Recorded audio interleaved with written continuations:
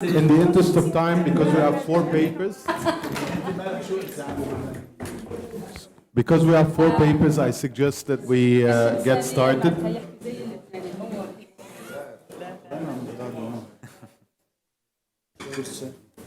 Okay, thank you, everyone. So in the interest of time, I suggest that we get started. The first talk is going to be given by Dr. Ali Ahmed from the American University of Beirut.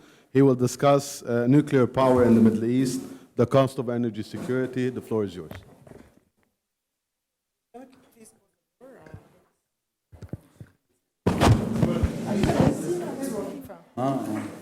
Use this one? Yes, it's working. Sit here. بيت الحين هذا النيوكلير أكيد. Good morning, everyone, and welcome to AUB and IFI. The topic of my presentation today has been in the back of my mind for a while. I've been working on nuclear issues in the Middle East for the past 4 or 5 years, and I always questioned the linkages between energy security and the nuclear. But I'm so grateful for this conference, for this opportunity to finally collect my thoughts to share with you. This is a rather romantic picture of the Al Baraka power plant in Abu Dhabi. And the United Arab Emirates is one of the 6 countries in the Middle East that are developing nuclear power programs. Clearly, the level of commitment in each country, is different. For example, we have countries that already have operating nuclear reactors, such as Iran. We have countries that are very close to operating nuclear reactors, such as the UAE. We have countries that haven't started construction yet, or they started the very early stages of pre-construction, such as Turkey and Egypt. And we have countries that have zero physical nuclear facilities, but they have serious commitment to nuclear power, such as Jordan and Saudi Arabia. In terms of nuclear capacity, I think we can think of 3 types of nuclear capacity. The first one is operational capacity, which, as I mentioned, only Iran currently has this type of capacity. The UAE is very soon will become or will generate electricity from nuclear. But if you look at the planned capacity, the committed capacity, if you add them all together, it will reach 17, 18 gigawatt at some point soon. And this ultimately makes nuclear power a reality in the region. Now, the third type of capacity is the planned capacity. So this is not confirmed or not 100% confirmed, and we see large capacity in Turkey, in Saudi Arabia, and these 2 countries, there are major question marks about their nuclear programs and in what direction it will go in the future. Now, I'm sorry, I'm going to close the door.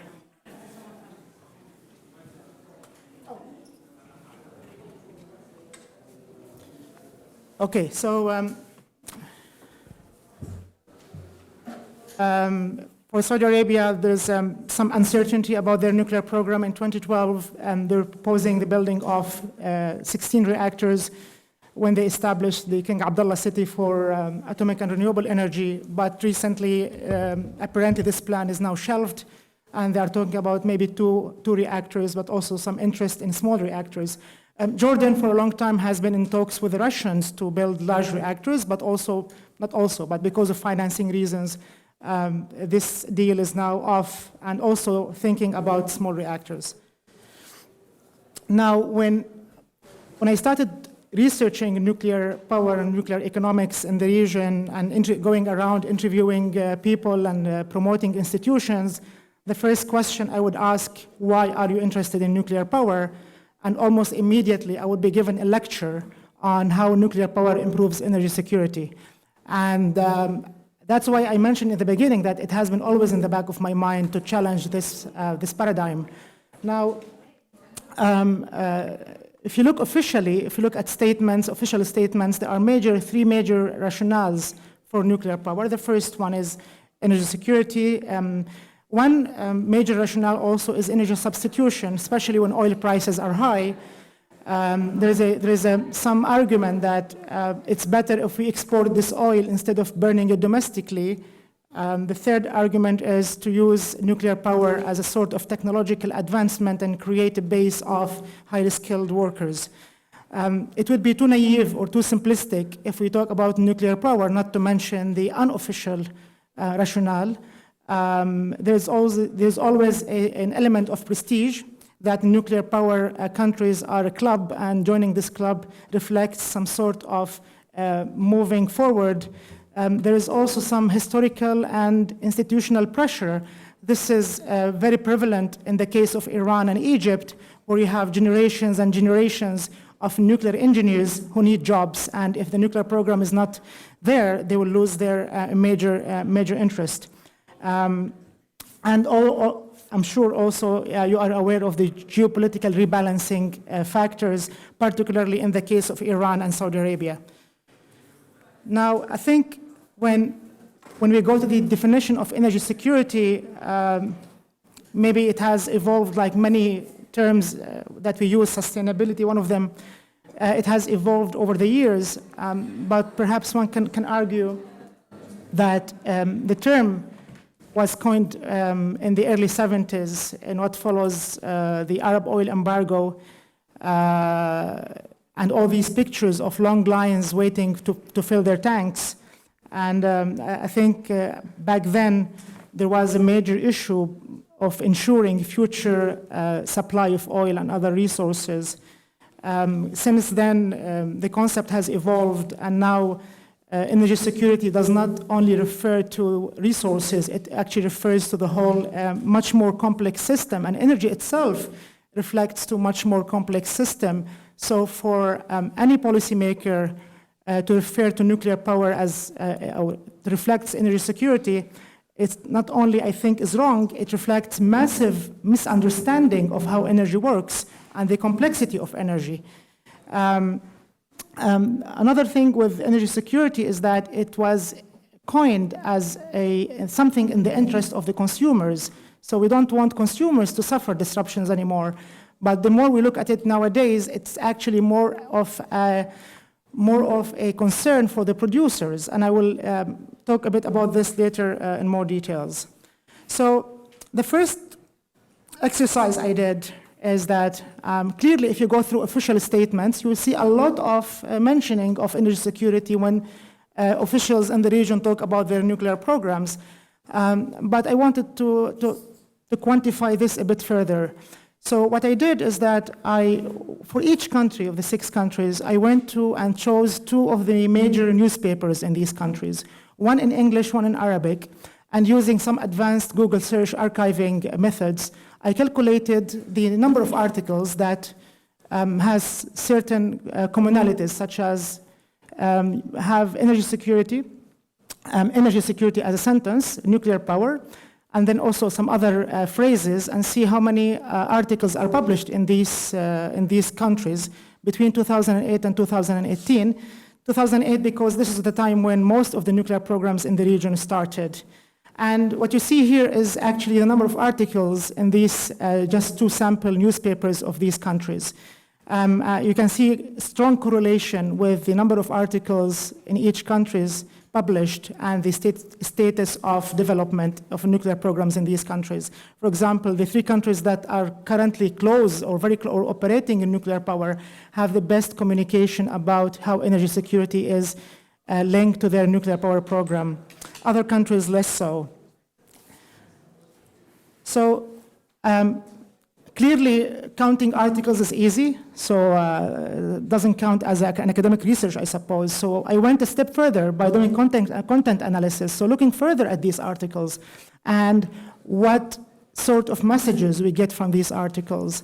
And there are 3 groups of main arguments that either supporting the concept of energy security or linking it to nuclear power. The first one is that nuclear energy is in the interest of the nation. This is the first one.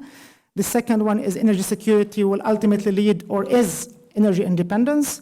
And the third one is that with nuclear energy we'll have localization and create a large base of skilled workers.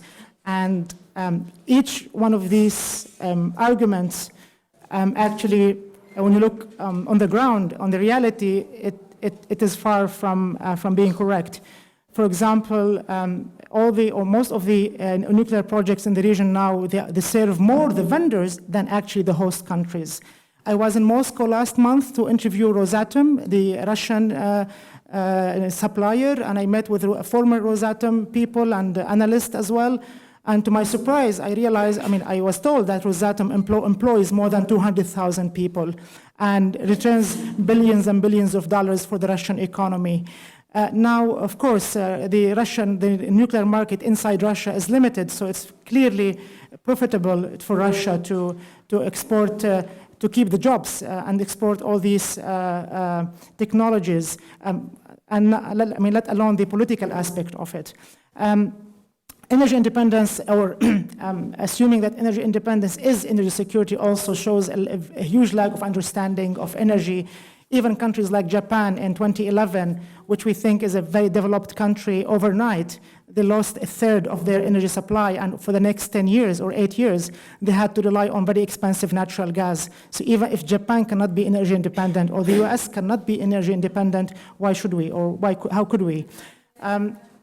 The energy localization also is very interesting because it's interesting because in early or the late 2000s, when all these nuclear programs started, localization was at the top of the, I remember from my interviews with the atomic energy commissions in the region, like it was maybe after energy security was the second argument that we want to localize the technology. And now if you ask them, I think it's not there. So I think there's a realization that they could not support this argument, and this argument was flawed from the beginning. Let's jump into some numbers here. So we cannot talk about nuclear in the vacuum. Nuclear or any source of energy has to be compared to other sources. And one comparison is the cost.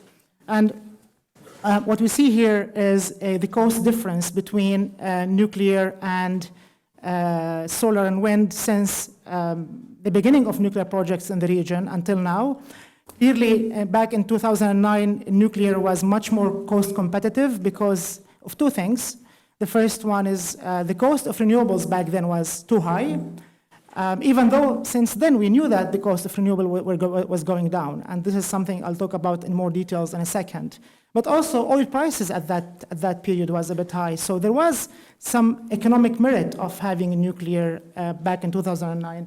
But as we moved forward, with the massive decline of the costs of renewables, then the cost difference, the breaking point, was 2013, where we are no longer talking about costs, comparing nuclear to renewables. And I think now, quite frankly, we should not be talking about cost competitiveness of renewable versus nuclear. I think the argument is already clear. I think now the main challenge is dispatchability, is not the cost. We know that the renewables are much cheaper, especially in the region. We are seeing cost of renewables going down to 3 cents per kilowatt hour, which is ridiculously cheap. So it's no longer a matter of cost, it's a matter of dispatchability. But I'll come to that. Now, this is an example of the opportunity cost that can be incurred by a country in the region when they go nuclear. So in 2013, the UAE started the construction of the Al Baraka power plant. Of course, the lead time here, I'm just talking about construction lead time. If you take into account the financial planning, the preparedness for the country to become a nuclear country, lead time can be much longer.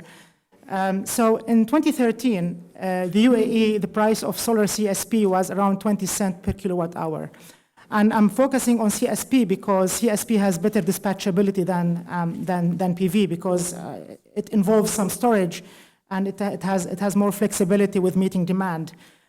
Fast forward 5 years to today, now the last bid for CSP in the UAE is 7.3 cents per kilowatt hour, which is very, very close to the price estimated nuclear price of the electricity by the nuclear power plant. And moving forward, this will be cheaper even. And if you can see, solar PV has even better performance.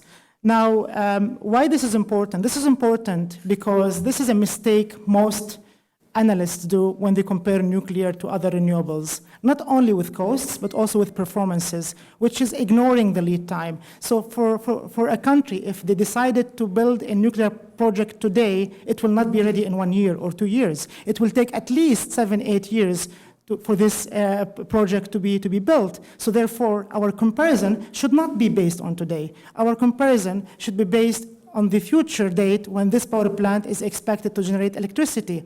And let me tell you why this slide is important, because this slide shows us that cost-wise now we are worse off if we went with renewables, but I predict that the same pattern will happen with the storage.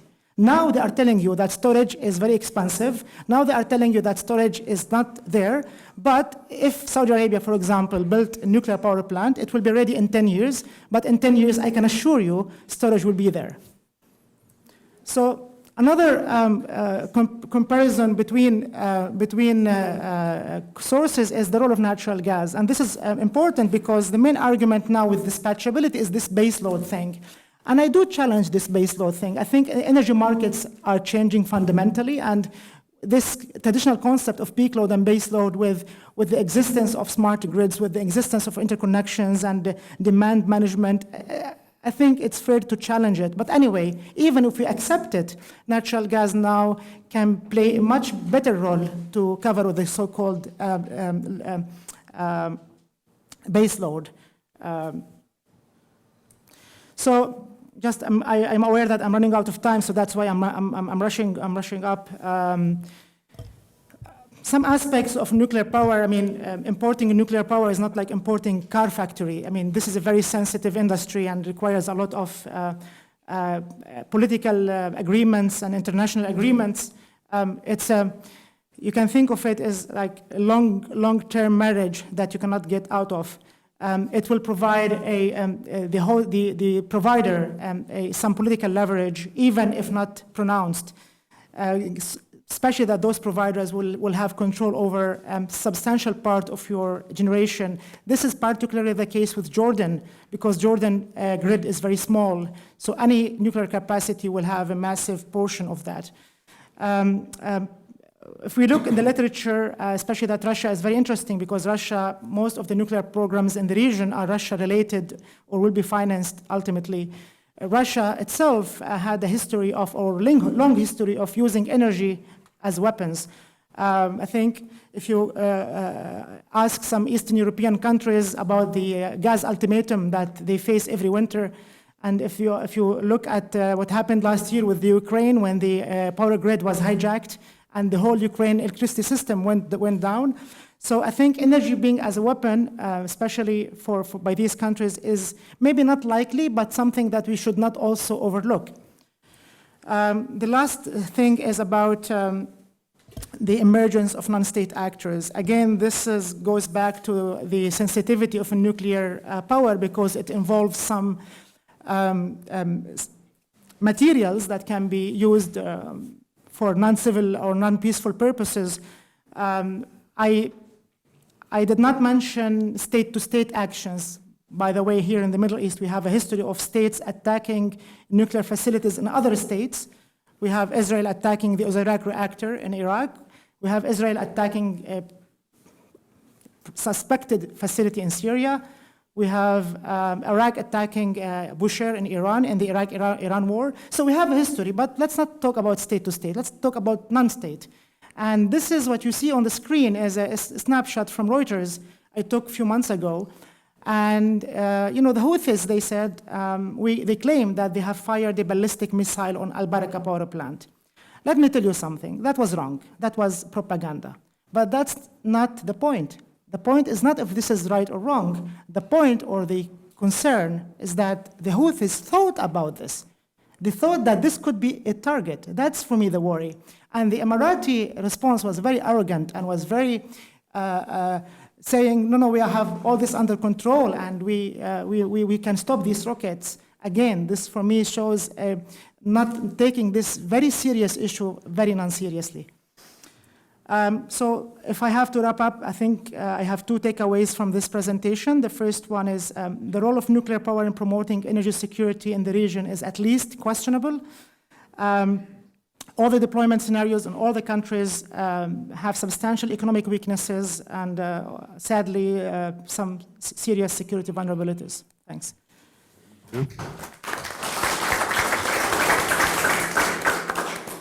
Questions? Please. Nadia?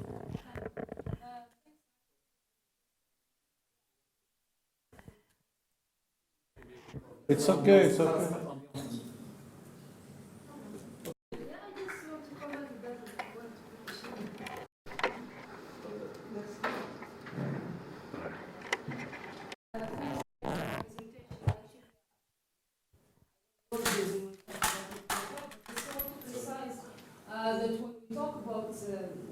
Say nuclear power, I would consider as well that it's need to be considered in the national context, and each country have I would say the liberty in certain sense to select the best choices in terms of alternative source of energy, and the choice of the United Arab Emirates is justified by a certain consideration.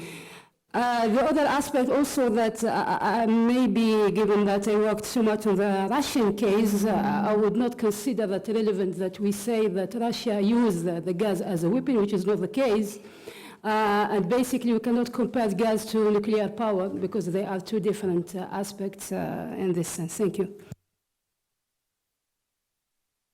Dr. Adnan, you want to respond? You want to respond to the comment? Well, let's move to Dr. Adnan and then. Hello. Yeah, I don't question the questions you raised. They are valid. But I think one can always sort of put a question on the table, but if you don't have at least some kind of an answer to it, you should not treat that as a fact. So when you say, I believe that, for example, batteries will be solved in 10 years from now, on what basis is that? Is that on evidence about whether battery energy density, solid state energy, solid?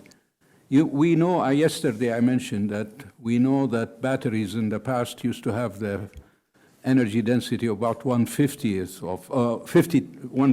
of liquid fuels. And now it is about 20, the best of them. And that has to do with material science. It's not a question of faith, it's a question of material science, chemistry and what have you. So there is still potential to bring that down, but I think I would not be able to say 100% it will be the same energy density in 10 years from now. So that was an example. The second point you raised, which is valid to question it, but not correct to sort of have a leap of faith about the answer, what will happen in the future. You pointed out correctly that the Baraka, for example, nuclear power plant, 10 years, when it was planned, it was estimated something like 7 cents per kilowatt hour based on all of the calculation, which is still more or less what is going to end up be except for the fact that they are delayed the startup of their nuclear power plants by about a year or two, for some other reason. It had to do with manpower. So that probably will increase it a little bit, but not much. And at the time they did the planning, the forecasted, at that 2013, you showed correctly what was the cost of renewable, much higher. And now we are at this level. And you pointed out correctly that there is a difference, because one of them is a base load, and the other one, so the base load means I provide the kilowatt hour when the user needs it, and the other one is that I provide the kilowatt hour when the sun is available, not when the user needs it. And you point out that this could be resolved, and I'm sure it could be resolved. The question is that at what cost and when? And I don't know. I don't have an answer for that. So I think it's correct to raise the question, but I think it's not correct to suggest policy based on what could happen. So I would just want to, share with you these views, and hopefully we can have a debate about it. Thank you. If I may, I think your paper is in the line of that we frequently hear, which is the search for the optimal solution, okay? Is renewables, solar better than nuclear? Is CSP better than photovoltaic? And so on. I think this is a wrong problem and the wrong question to ask. We need a variety of sources of energy. We need a menu of different sources, and we need diversification, because diversification of sources is per se a factor of security. You don't know the future. You cannot put all your eggs in one basket. So the question is not whether solar is better than nuclear or nuclear is better than solar. The question is what kind of mix of different investment and different technologies I should be looking for. Now, the reality is that neither is happening.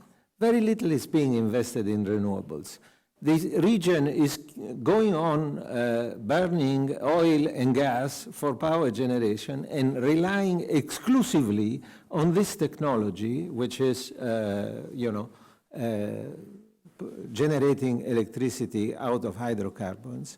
And this makes it extremely vulnerable. So any diversification away from that creates some diversity relative to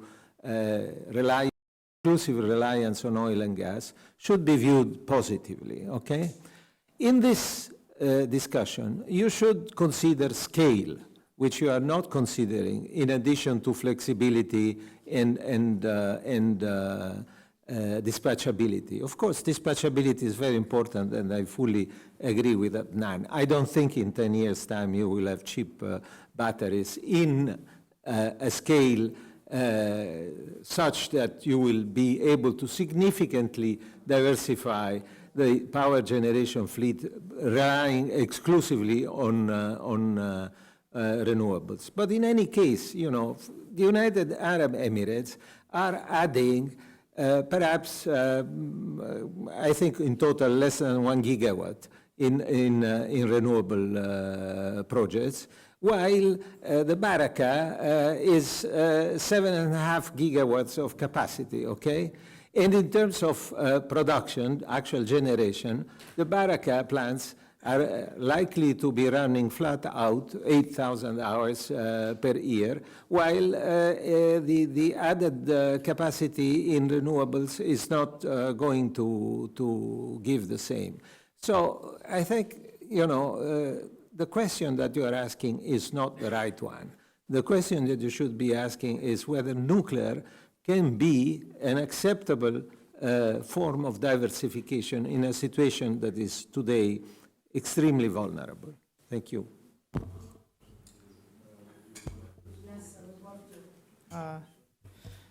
Thank you so much for very insightful and helpful comments and questions. Let me start with Radia. I think, yes, nations, they are entitled to come up with their national strategies, but me as an academic, I'm also entitled to say that this is right or wrong. And I think if my voice has an impact, it's great. If not, at least I'm doing my job. Also, for some of these nations, I'm not sure how much of these ideas are their own ideas or the ideas of consulting companies, and this is a different debate to go all together. Now, for Russia and natural gas, okay, fine. Let's not talk about natural gas. Let's talk about nuclear. So why Iran wants to enrich uranium? Of course, it has a lot of political connotations. Of course, they have their own political agenda behind it. But one of the rationale, one of the reasons Iran wants to have nuclear is that Russia did not deliver uranium to them before as promised, because Russia was forced by the international community to not to deliver uranium. And now we are paying the price of that. Now the price of that is that Iran is using that as an excuse to say, no, I want to enrich uranium. And because of that, Saudi Arabia now wants to enrich uranium, and so on. Dr. Adnan, very nice to see you here in Beirut. I don't care about energy density. I am the consumer. I care about kilowatt hour. I don't care how it's generated. I care about dollar per kilowatt hour. If the dollar per kilowatt hour is cheaper, regardless where it comes from, I'm happy with it. I think I mentioned this disparity about peak demand versus base load. Professor Luciani, yes, I think to say that energy diversity does not have a benefit, that would be unfair. I agree with you. Energy diversity does have benefits, for sure. But all I'm trying to say is that this benefit comes at a cost. And energy diversity have an opportunity cost. Maybe the UAE can diversify their energy mix with little financial problems. But Jordan, for example, if Jordan wants to diversify, then, and if they go for diversity alone without considering opportunity cost, this might end up very, very costly. So I agree with you, but maybe if we go micro level to the country by country, then this argument actually, in some cases, you are right. In some cases, I think I would be right. Now, for the batteries, and this is again, maybe just to summarize my comments, I am not a member of Greenpeace. I don't promote renewables because for me, even in the numbers I use in my research are all numbers generated by investment banks. Why? Because I believe investment bankers and financiers, they are technology neutral. They don't have emotions about, by the way, I come from nuclear engineering background. I did my PhD in nuclear physics. So I like nuclear very much from a scientific point of view. But when we look at the cost, at investments in nuclear and what financiers, and I mean, it's enough to say that it's impossible for nuclear to be project financed, impossible, because of the liability. If you look anywhere in the world on nuclear project, it always requires government intervention, be it in sovereign guarantees or be it in other forms of subsidies. So I think that's from my. Thank you. Can we move on to the second speaker? So we have Jan Amrat from the Lebanese American University. She will speak to us about the effects of gasoline prices on car fuel efficiency in the MENA region. The floor is yours.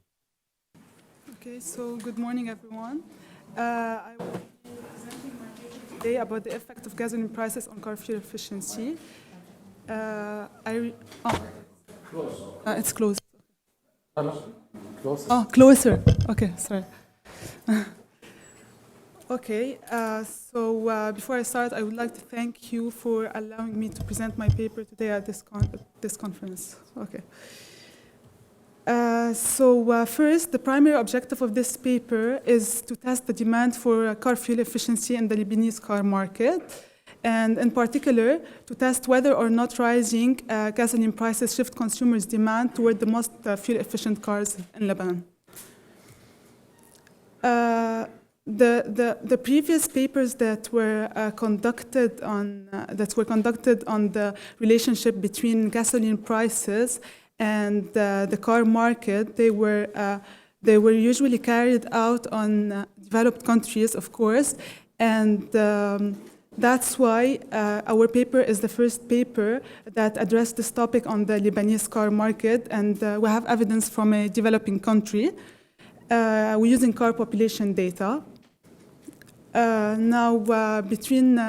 During the decade between 2000 and 2010, there was a sharp rise in fossil fuel prices, and it was accompanied with increases in gasoline prices. This triggered U.S. Automobile manufacturers to modify the fuel efficiency of the cars that they are producing. And therefore, they started producing low fuel efficient cars because the demand for large fuel inefficient cars started declining. And many analysts declared that the changes in the vehicle fleet composition was significantly due to increases in gasoline prices. Since then, studying how the automobile market responds to changes in gasoline prices became a topic of great importance within the energy economics literature. Why Lebanon? Why did we choose to conduct our study on the Lebanese market? Lebanon characterizes a case of interest as it is a non-producing country that only depends on the import of cars from international manufacturers in order to satisfy the needs in order to satisfy consumers' needs and the demand for cars. Using a unique data set from Lebanon, our study using a unique data set for Lebanon that covers 17 years of monthly data. And this data is on new and used imported cars to Lebanon. Our study adds to the existing literature by providing new evidence from a developing country, where empirical studies on the car market in Lebanon in general and on the demand for fuel-efficient cars in particular are scarce. So most studies in the market, most studies evaluate the markets of car-producing countries, but for car-producing countries, changes in market share for different car types is mostly attributed to changes in consumers' preferences and consumer tastes and preferences. However, for car-producing countries, which are most of the time developed countries, it is as a result of changes in both consumer and producers' preferences, which makes it a much more interesting topic to study it on developing countries, according to Ahlan Glitches. The car sector in Lebanon is a basic source of government revenues because it's through the taxes and through the registration fees that are imposed on all imported cars. Also, the car sector in Lebanon is involved in creating local jobs related to sales, servicing, and maintenance. The new car market is directly connected also to the banking sector that provide loans and insures newly produced cars. So according to the World Bank, Lebanon has had 434 cars per 1,000 person in 2002, which is a very high number, and it's ranked 40. Now, Lebanese, according to l'Association des importateurs d'automobiles au Liban, which is the first automobile association in Lebanon, they consider that the Lebanese consumers are nowadays preferring small cars to large ones because of the lack of an efficient and an adequate public transportation system in Lebanon. There are many factors that may affect the market shares of various car brands in Lebanon and lead to changes in gasoline prices. Yet, a change in gasoline prices is naturally considered as one of the leading factors that affect the automobile sector. Now, numerous papers evaluated the changes in gasoline prices and their effect on the automobile choices made by US consumers. These papers take into account both consumers and vehicle characteristics, which include the age of the individual, the vehicle miles traveled, and the horsepower of the car, and many other characteristics. So, for example, LEAL used data on the number of newly registered cars in the US, and they find that increasing gasoline prices alters consumers' choices toward choosing more fuel-efficient cars. Killian and Sims in 2006 found out that there exist asymmetric responses to changes in gasoline prices in the US. Okay, so the data that are employed in our study, it's a data from Lebanon, and it's monthly data on new and used imported cars to Lebanon. It covers the period from 2000 till 2016. And during this period, there was a remarkable rise in gasoline prices. Data on imported cars to Lebanon was acquired from the Directorate General of Customs, and it's under the heading 7, from the Directorate General of Customs, and it is divided into 3 categories, and these data contain information about the cylinder capacity of the new and used imported cars to Lebanon. This data is divided into 3 categories, as I just mentioned. And one, it's the cars with cars which exceed 1,000 cubic centimeters and do not exceed 1,500 cc, and they are denoted as fuel-efficient cars. 2 cars whose cylinder capacity exceeds 1,500 cc and do not exceed 3,000 cc. And 3, the cars whose cylinder capacity exceed 3,000 cc and denoted as fuel-inefficient cars. Now, since GDP is only calculated is usually calculated on quarterly and an annual basis, we use imports per capita as in order to measure as a measure for Lebanon's macroeconomic performance.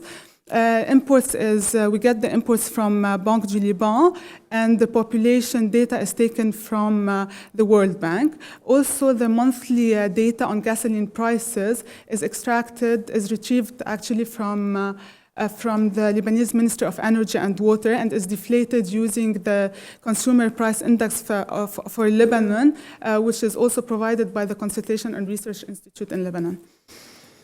So we use imports per capita as a proxy for income per capita. So here's a graph of our data.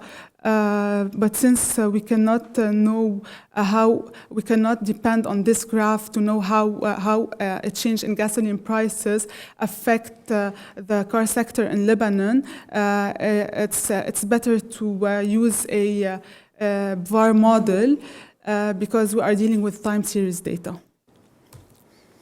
By using our vector autoregressive model, we start by conducting a unit root test because most macroeconomic time series data are non-stationary, which may lead to spurious regressions. So to avoid this problem, we start our test by conducting an augmented Decay-Fuller test and a Phillips parent test, a DFGLS test, and KPSS test. As it can be seen from the results reported in the table, most of our data are stationary except for the LIN-YT, which is income per capita. But just the ADF test shows that the result is non-stationary. However, all the other tests show that it is stationary. So we consider that all our data are stationary. Now we run VAR regression for each type of car in the new and used markets, leading to a total of 6 VAR regressions, where type T denotes the type of the new or used car. Alphas are the deterministic factors. Betas, lambdas, and deltas are the short-run parameters that need to be determined. And AIT is the zero mean stochastic error term. So we then conduct the Granger causality test, which shows evidence that we only have Granger that the gasoline prices only Granger cause new mid-sized cars and used efficient cars. However, by looking at the IRF graphs, we can see that most of our results are insignificant, and some of the results are significant for just 1 period or 2 periods. And these are the results for the used market. So for the impulse response function, a 1% increase in gasoline for the new fuel efficient cars, we have insignificant results. And results are also significant for your used fuel inefficient cars. However, for the other cars, for the other types of cars, we just have significant results for 1 or 2 periods only. Okay, so as a conclusion, our study clearly rejects the main hypotheses and indicates that an increase in the real price of gasoline, it has no impact on the demand for fuel-efficient cars. And the results also show that there is a large degree of heterogeneity among the 6 types of cars under consideration. The fact that Lebanon lacks a reliable and adequate public transportation system may be an explanation of some of the results. And it would be of interest to extend our study and explore the effect of gasoline prices on the automobile markets in other countries. Since using cars that run on gasoline generate many negative externalities, more research should be conducted on the Lebanese market in order to find out which policies may help to reduce airborne pollution. And due to the lack of data, this paper was just limited to sales data by type and did not account for consumer or vehicle characteristics. Thank you. Questions? Thank you very much for the excellent presentation, and thanks for drawing the audience to another topic. Well, basically, I just shared that there is an issue in terms of data availability. Yes, I thought that we have problem microphone. Yeah, my voice is already. And it's confirmed that in Lebanon there is obviously no impact whether you increase the price compared to the number of cars. But I will provide you with much more updated data because we are finalizing a report in this sense.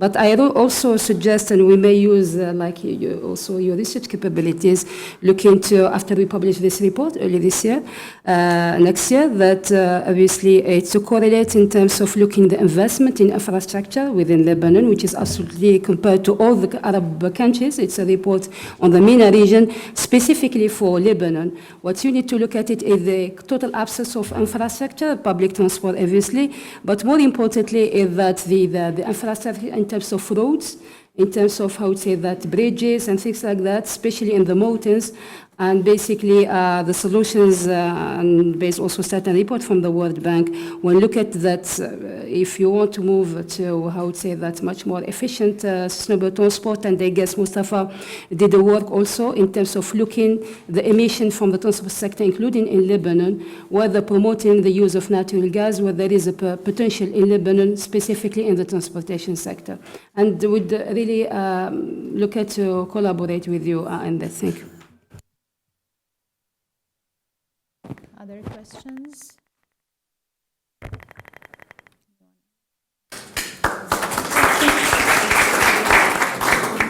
Next is Dr. Hassan.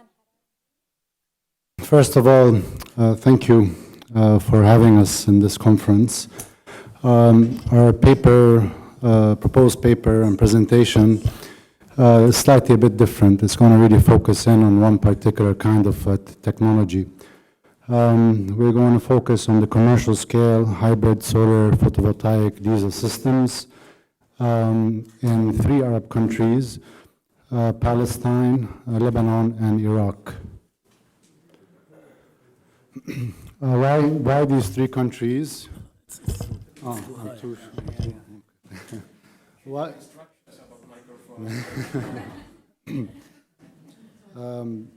Basically, is there a laser on this one? Yes. It's the red one? Yes. Yes. Yes. Yeah. Basically, because each of these countries has more demand than what the utility is being able to supply, be it in less generation capacity, be it in high network losses, as you can see in this particular grid. Palestine, of course, is one country. Unfortunately, it's treated as 2 different regions because they're not geographically interconnected. So West Bank has its power mostly coming in imported, and Gaza has 1 power plant only, and really half of its demand is unmet. All these countries have massive amounts of diesel generators running in every city and every corner. So, yeah. Also, just a bit of a brief on the policies that exist currently in these 3 countries that try to promote renewable energy. Basically, there's a net metering in Lebanon and Palestine. I'll talk a bit about how it's being implemented. We have customs exemptions on solar photovoltaic items, and we have soft loans that are present, especially here. The solar PV diesel system is a very important system for such nations. I won't go into details about it, but basically, you have the PV that synchronizes with the diesel generator when there's no power from the grid. And then when the power from the grid comes on, the PV automatically synchronizes with the grid. Having storage at such a scale, commercial scale, is optional. It's a case-by-case, you take it on a case-by-case. For example, if there's a facility that on Sunday doesn't run but still needs a few lights and what have you, then having this storage option could be feasible, because then you can shut down completely the diesel generator. Another important graph I want you to know is this one on the right. The more the diesel generator is running to its fullest, the more efficient it is in terms of every liter it consumes from fuel per kilowatt hour it is making. So another important point is that many times in many sites, and you need to actually shut down your solar power to protect the diesel generators. They have to run, as a rule of thumb, on at least 30% capacity. So if it's 100 kilowatt diesel, it has to run on 30 kilowatts at least. So this entails a certain curtailment of solar photovoltaic. Okay, so what's the integrated appraisal? Basically, sustainable development requires that we look into things from the dimensions of the environment, the social, and the economic. So an integrated appraisal tries to capture these three elements by using certain tools. And in this paper, we're going to use energy analysis, energy in, energy out, life cycle assessment, and then integrating the results into financial appraisal and economic assessment or social cost-benefit analysis. So first, just a bit on the method used. We use two indicators for the energy analysis. The simple payback period, which is basically, for example, in the solar PV, it takes energy and material and pollution to actually make it, transport it, install it, and at the end, even to recycle it or to throw it away. So what energy does it take to make it, and how much energy does it give you over its lifetime? This is the simple payback period. The displaced payback period takes into account that the solar PV is actually displacing the grid, the utility grid into operation, and the diesel genset electricity. Okay, life cycle assessment. I'm sure you all know this, so I won't take too much time on it. It's basically a framework to analyze any product since its inception, manufacture to transport, use, and disposal at the end. So here what we've done is that we've conducted an LCA on a diesel gensets. More or less it's the same for the three nations. We also did a LCA on the photovoltaic systems using the country-specific yields, solar radiance yields, and of course a separate LCA for each of the three nations' grids. I won't go too much into that. We use the EcoInvent database and CIMA Pro software. Importantly, in life cycle assessment, you have inventory, you have then the characterization of the impacts, but then at the end you have to, you can take it a step further and do a life cycle impact assessment method. There are many impact assessment methods. So we try to find the one that is most in harmony with our goal of monetizing the environmental externalities present in installing these systems. And we found really one that was globally valid, because there are many life cycle impact assessment methods done in certain countries for certain specific countries, be it Europe or Sweden or Japan or what have you. So we used the stepwise 2006 method. And just to make sure, we use another method just to take into account the greenhouse gas emissions as well. So it was two ways that we went about it. The final one is the financial appraisal and economic cost-benefit analysis. Very quickly, financial appraisal is really an investment perspective, a private perspective. So we take into account persons or institutions' view of installing these systems. Economic cost-benefit analysis, it takes a more bird's-eye view, and the boundaries includes all the costs and all the benefit, regardless to whom these may accrue. So some similarities that we went with the supply installation cost for both. You don't include taxes and subsidies for the economic cost-benefit analysis. You include externalities only for the economic CBA. And in discounting, we use the weighted average cost of capital for the financial appraisal, but the social discount rate for the economic CBA. Okay, so the results. Basically, the simple payback period for the countries is around 6 years for Lebanon and Palestine, meaning when this PV system is installed, it will take 6 years of this PV system operating before it returns the energy it took to actually make it, transport it, and install it. A bit less so in Iraq. For the displaced payback period, it's much more optimistic. It takes just 1.6 years, 1.7 years, and 1.07 years for Lebanon, Palestine, and Iraq. The LCA here, it's monetized $2018. And you can see here the diesel generator, 1 kilowatt hour for Palestine, the production of the PV, and the low voltage grid here, and the same thing for Lebanon and Iraq. And you can see that really the most costly in terms of generation is the grids of Lebanon and Iraq. For every 1 kilowatt hour generated, the externality cost is around $0.4. And this is quite a lot. You have to keep in mind that LCA takes into account the potential impacts. So it really aggregates across space and time to come out with these potential implications. And this is why we went ahead in this one and we just focused on the greenhouse gas emission implications as well. So you can see as well that Iraq, for every kilowatt hour generated, you have 1.77 kilos of CO2 emissions.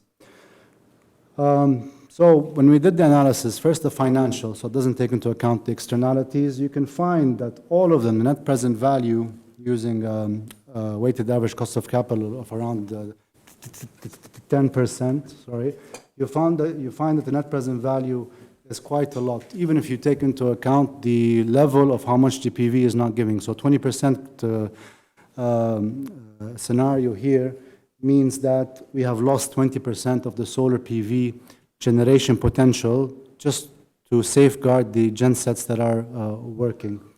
The internal rate of return is very high, and the discounted payback period is also very high in Palestine. Same results for us here. And here we took two scenarios. In Palestine, the electricity tariffs are not subsidized. In Lebanon, they are. And so for the subsidized, it's the one in the orange, and the unsubsidized is the one in blue. But overall, you can see the results are also very, very good. In Iraq, things are a bit different because the tariff is subsidized too much in Iraq, the electricity tariff. So if you take the subsidized rate, you do have negative outcomes for the financial appraisal of the solar photovoltaic. And also you can see here that it's still roughly low IRRs if it's subsidized. If you remove the subsidy, things will become much, much better. I didn't include the dynamic payback period here graph because in many cases there is no, the system does not pay back its investments worth over its lifetime. For the LCOE, just a comparison, the levelized cost of electricity, you can see in these three countries that it can fall down to almost 6.8 or 7 cents per kilowatt hour is the best case scenario in Lebanon, less than 8 in Iraq, and almost 9 in Palestine.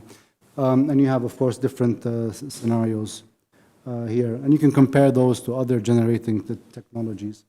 Okay, turning to the economic results, they including the environmental externalities, increases the benefits of this system a lot. And you can see now that for every kilowatt hour invested, the net present value has dramatically gone up for all the examples here.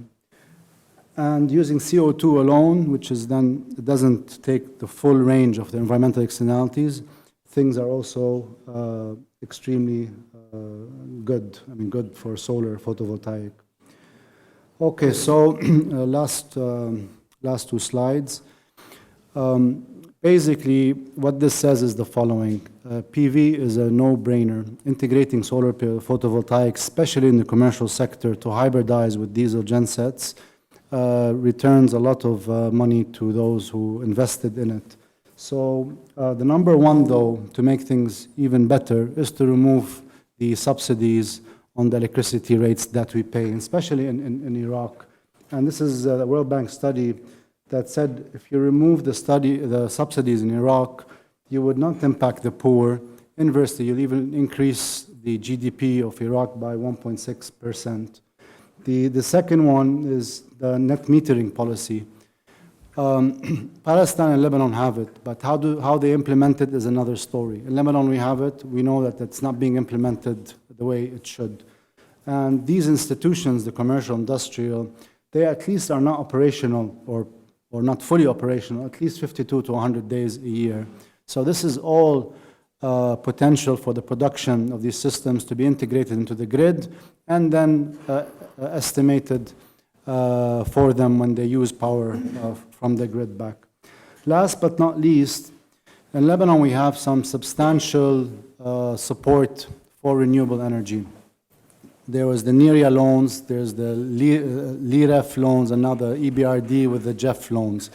These all can be used to take a soft loan with a grace period, and which means that basically there's a positive cash flow when you invest in these things, meaning for every time you pay back this loan, you're paying less than what you would have paid if you had still been running on diesel and the grid. So extending these loans to Iraq and Palestine will do good. Last but not least is that many of the assumptions and data undertaken in this study were adopted from studies done outside and then changed in the CIMA Pro software to account for different transportation and local issues.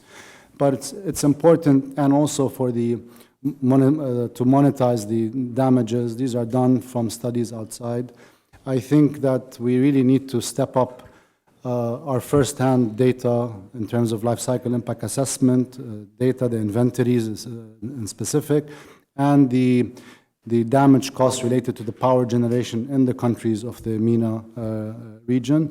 And at the end, last but not least, is when you have such positive results, and I'm not saying they're 100% true or that I'm certain, but I mean, if they are, we have to make sure that they be communicated to policymakers to make the required change quickly. Thank you. Thank you, Hassan. Excellent presentation. Any questions? Stephanie? Then Ali. I'm curious to know if you factored in the space needed for the PV installations, what that looks like, and then especially if you want to supply, say, Beirut, what the grid infrastructure might be, because that can be more difficult in densely urbanized areas. To answer? Yes. Thank you for your question. Around 3/4 of all the PV installations in Lebanon are happening in the commercial industrial sectors. And one of the main reasons is that there's space, rooftop space for these. So the study does not go into the residential aspects. Although for residential aspects, hopefully when we have reform and utility is better managed, and we can then do what's known as wheeling of power. So if you have a home in the village, you can put your solar PV there, and what you export there can be credited to your home in the city. Thank you. Thank you, Hassan. Very interesting presentation. Also, you stole my question because I worked with Walid on the case of Palestine recently, and there was a disparity between Gaza and the West Bank. Gaza is very densely populated, and also a lot of, I'm talking about the residential part, just between parentheses. Also, on top of that, you have solar water heaters that also take some of the space that you would need. My comment, also question, is the prices, the levelized cost seems very promising. It's really encouraging because you said 8 cents per kilowatt hour. And for me, this is below what Gaza and the West Bank is paying Israel, because 90% of electricity in Palestine is imported from Israel. So the cost they pay is 9 cents to 10 cents per kilowatt hour. So if you are achieving this kind of costs, then this is a clear merit that it should be taken seriously. Thanks. Yes, I agree fully, Ali. And just the last slide. Really, a lot of the information we got on Palestine, we reached out to a university in Palestine, Al-Najah National University, and they helped us with the data because they also worked on European-funded projects. So we got first-hand data on the cost of the solar. Now, as you said, there's a lot of discrepancy between Gaza and the West Bank, but it's like the levelized cost is like an average of these two. But definitely, unfortunately, you have to treat each one the same. An example, and here, Ahmed, correct me if I'm wrong, is that the cost for fuel in Gaza, for diesel, for fuel, is 50 cents per kilowatt hour, which is, and this is due, of course, to the supply, demand, the blockade, and what have you. One last question, please. Doctor, how will the scenario looks like after the gas starts to producing from offshore? Lebanon? Yeah. I mean, it will compete with the renewable energy because it's now available and it's offshore, next door. So, did you figure it out, or is it subject of a study? Just to go along with the Well, no, it's outside the scope of the study, but if you want my opinion, I really feel renewables are moving fast. And of course, there's still the storage issue that needs to be solved at a larger scale and quicker. I do believe natural gas is a needed fuel, transitionary fuel that we need. I think they're complementary. I think nothing can stop now the solar power, the penetration that's happening, because it's just economics. You know, take away all these externalities, although I believe you shouldn't, but take them away, and you have a clear-cut case of economics, and it's getting better every year. The efficiencies are higher, the costs are lower. So it's just, I don't think nothing will stop renewables anymore. So but it would be good because your study has been, it's really quite thorough, taking the social aspect also into consideration with this one. So if you would, as a preemptive future look to the energy requirements of Lebanon, it will be really nice to really see what kind of a combination would best be so that the government, especially the Ministry of Energy, at least would have a I agree. I mean, well, this is personal opinion outside. I really believe that while so much time has been taken and the country politically stagnated for years to develop our oil and gas sector, and so many things are happening, beneath the politicians' feet, a quiet revolution is happening. So I don't know from now to 7 years when this natural gas is out, what is the outlook, energy outlook from now until then. I am a believer that renewable energy really gives back power to the people. And now we're analyzing a bit at CEDRO all this issue about crowdfunding and blockchain and what have you, that each individual now can invest in a renewable energy, even $100, for example, and get back a return. So something is happening and something quick is happening. But I don't know from now to 7-8 years, if 7-8 years is really the time we need to extract gas. Thank you so much. It's a great pleasure for me to be there to talk about the Tunisian case. So I would like to thank all the organizers of this conference for the opportunity and also for the very, very good organization. So thank you very much. My presentation will be about the impact of energy efficiency policies on the integration of renewable energies for the case study of Tunisia electricity mix or system. So I will begin by presenting and discussing the evolution of the energy balance for Tunisia in terms of primary resources. So for Tunisia, we have more or less constant supply with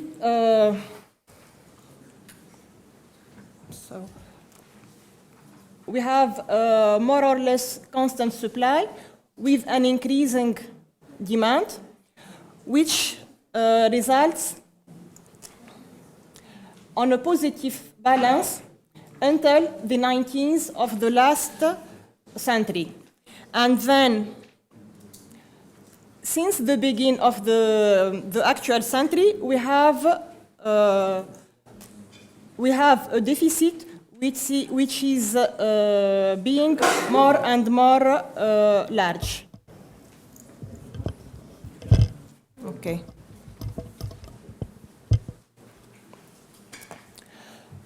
So, with such situation,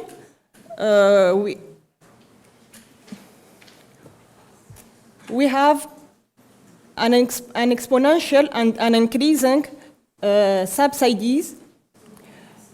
So here we have governmental direct subsidies for energy sector.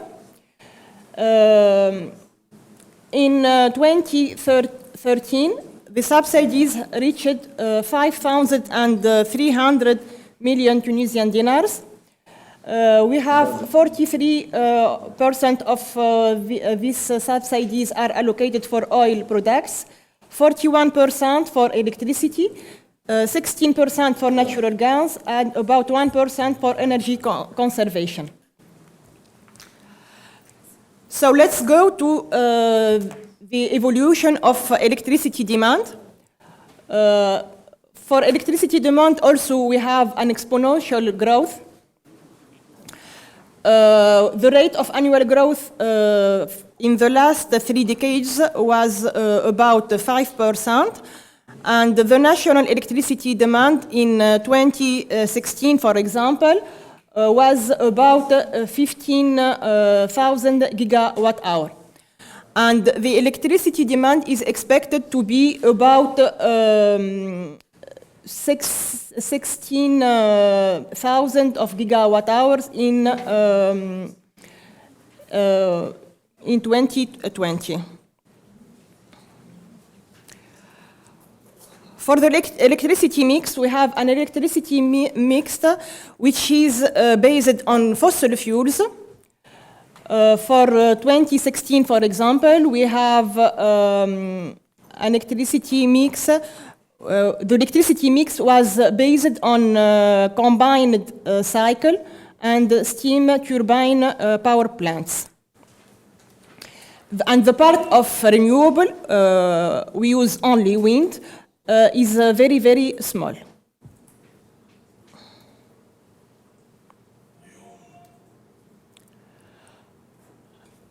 So here we have the primary energy mix utilization for electricity production in 2014. And we note that 93% is natural gas. And about 50% of this natural gas is imported mainly from Algeria.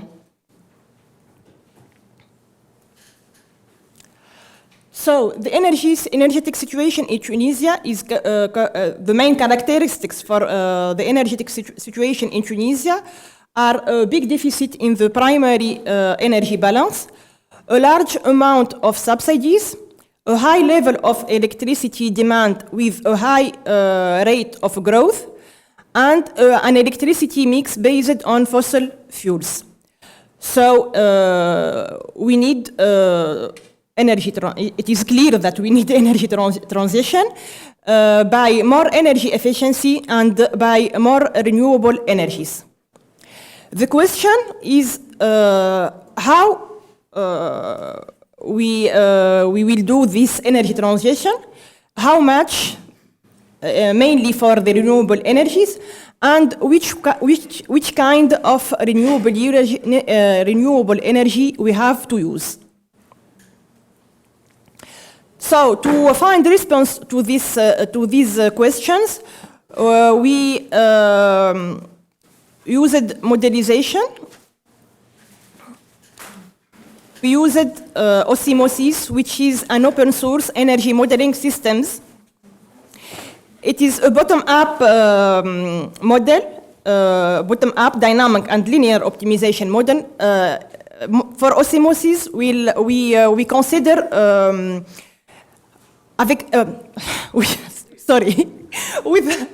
with the basic model of Osmosis, we consider only the demand side management, but we introduced also with the basic model of Osmosis, we consider only the supply side management, and we have introduced the demand side management. So this model aims to calculate the lowest net present cost of an energy system to meet a given demands. The demands for energy are met by different kinds of technology competing against each other and defined by a set of economic, technical, and environmental parameters and policy goals. And it is used for long-term energy planning by developed and developing economies. So it is a model. It is an open source model with different blocks. The most important block is the block defining the objective function, which aims to minimize the total net present value of the studied or the considered system. And the main important decision variables are the rate of activity of each technology and for each time slice, the new capacity that have to be installed, and the online capacity. And we have different kinds of constraints. The most important one is obviously the production. The production must be greater than the demand. We have also a constraint about production and demand target, constraints about storage, for example, and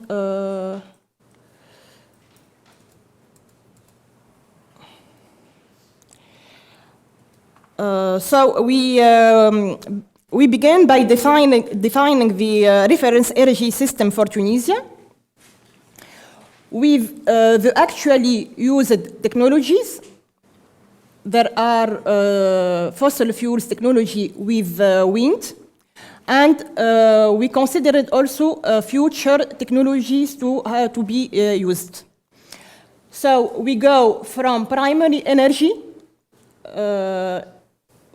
local production or imports, to satisfy the end use in terms of low, middle, and high voltage electricity demand.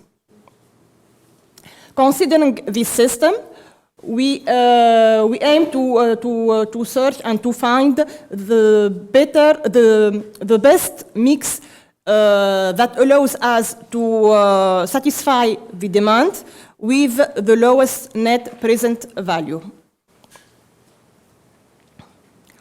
So we considered the time domain between 2010 to 2030 with different time slices, with different technology existing and future technologies, and with two scenarios. The business as usual scenario for which we will have 5% of electricity generation by 2030, and the renewable energy scenario with 30% of renewables by 2030.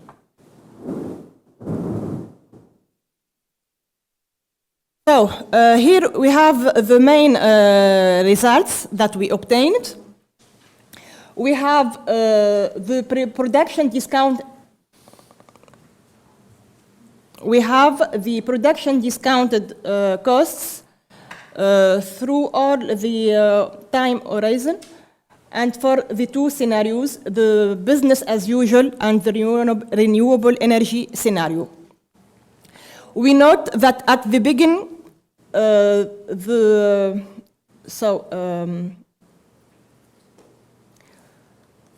at the beginning, the business as usual scenario is the most interesting. It is we have less global costs, but by 2030, the renewable energy scenario is more interesting. For electricity mix, with the business as usual scenario, the most important part of electricity is generated by fossil fuels. We have only 5% produced by renewable. It is mainly PV and wind.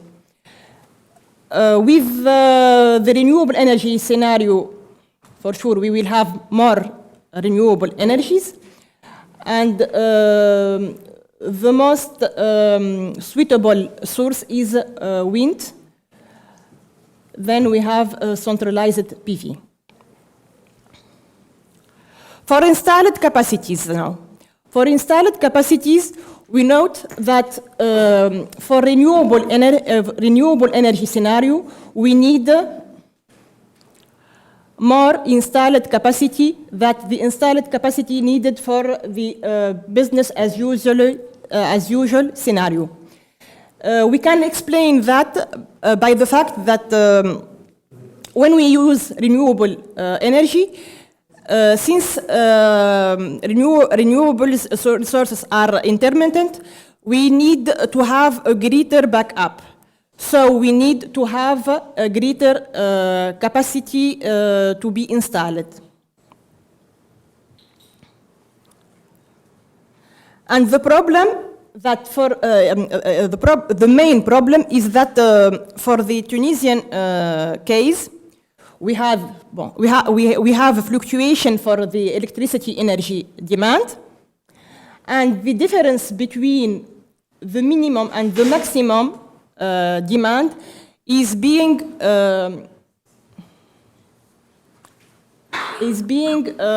more and more important. Here we have the minimum and the maximum for the year 2010, and then, excuse me, we have the data for the year 2015. And we note that the difference between the minimum and the maximum is larger.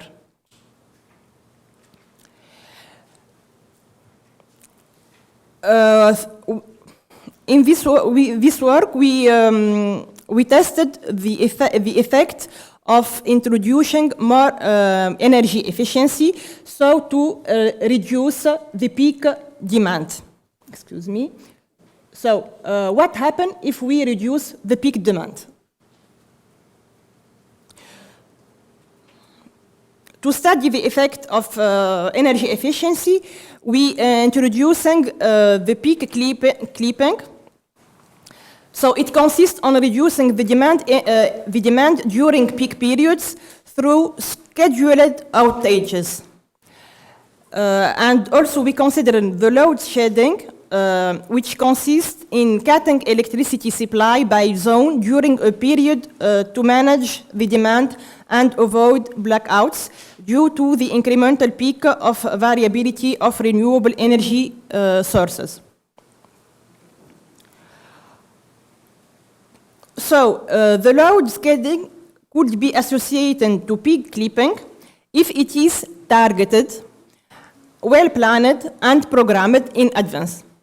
So peak clipping will allow decrease the peak and avoid the system operator from using costly technologies, low efficiency, and polluting technologies. And then we will have, we introduce the system reliability, which is the rate of the satisfaction of demand of all customers. And with the system reliability, we modified the constraint about the demand. So we will satisfy the demand with a probability of having, we will allow the system to have a probability of a non-satisfied demand. And then we compare the obtained results. So here we have the results obtained for the business as usual scenario with a reliability of the system of 99% to 97%, and then the renewable energy scenario with a reliability of 99% to 97%. With the accumulated net present value. And here we note that for the renewable energy scenario, with a reliability of 97%, we have almost the same costs that the costs needed for the business as usual scenario with a reliability of 99%. So if we reduce the reliability only by 2%, we will have a renewable energy scenario which is competitive to the business as usual scenario. So for conclusion, we note that the decrease of the reliability of the power system only by 1% has allowed decreasing the costs of renewable scenario by 0.12 billion 2010 US dollar, and the costs of the business as usual scenario by 0.14 billion 2010 US dollar. The total cost of renewable energy scenario at reliability of 97% is equal to the cost of the business as usual scenario at 99%. So 13.5 billion 2010 US dollar, achieving 30% of renewable energy in the electricity mix with 97% of power system reliability is as costly as a business as usual scenario with 99% reliability. The 2% decrease in system reliability while integrating renewable energy and could be assessed through energy efficiency actions such as peak clipping. So decreasing system reliability could be seen as an energy efficiency action, boosting the implementation of renewable energies in the power system. And such action could be integrated alongside renewable energy government's objectives through outage tariffs or smart meters. I think also that is something which is very important to keep in mind. Before going on any energy transition, I think that it is important to begin by energy efficiency. So to have the true and the real needs for the Sadian country or region, and so to have then the most suitable solutions. Thank you very much. Thank you. Any questions Please go.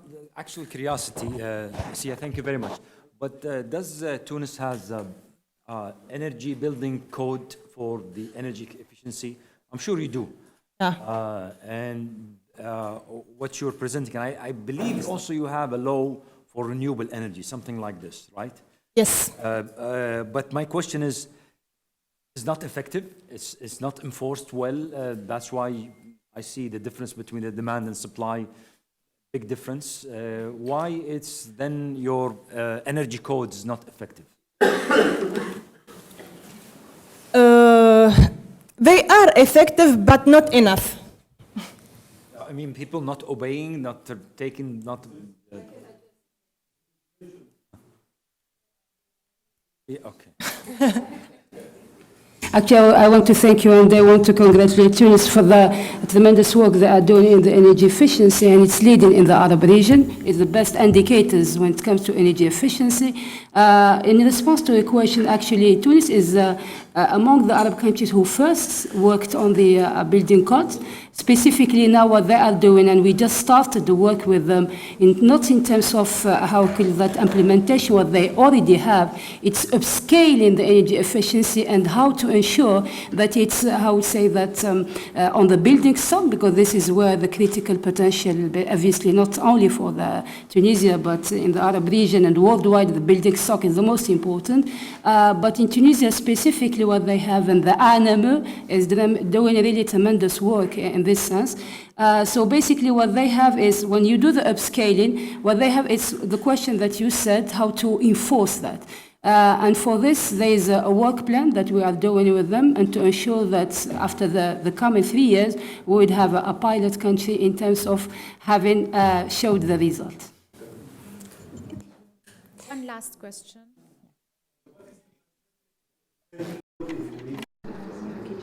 What is the percentage of the residential load? The residential load is about 30%. Because generally the problem that the gentleman is saying is residential load. Residential load has a problem that they don't obey when you tell them to shut down their if there is an increase, it will increase heavily because of heating and also cooling. And cooling. Yeah. There is the problem for residential sector. We have a high amount of the demand of the energy, and the problem that is a sector which doesn't generate PIB, GDP, and so it is a problem which when it consumes a lot of energy and doesn't create GDP. And also it is difficult to control the residential sector. Thank you so much again. Thanks for you. And so with this, we conclude the conference. I would like to thank each and every one of you for staying with us till the end. The sessions will all be uploaded on the AUB channel, the YouTube channel of AUB by tonight, by tomorrow, okay? And the presentations will be posted on ESQA website, as I understand. Okay, thank you all very much. Thank you.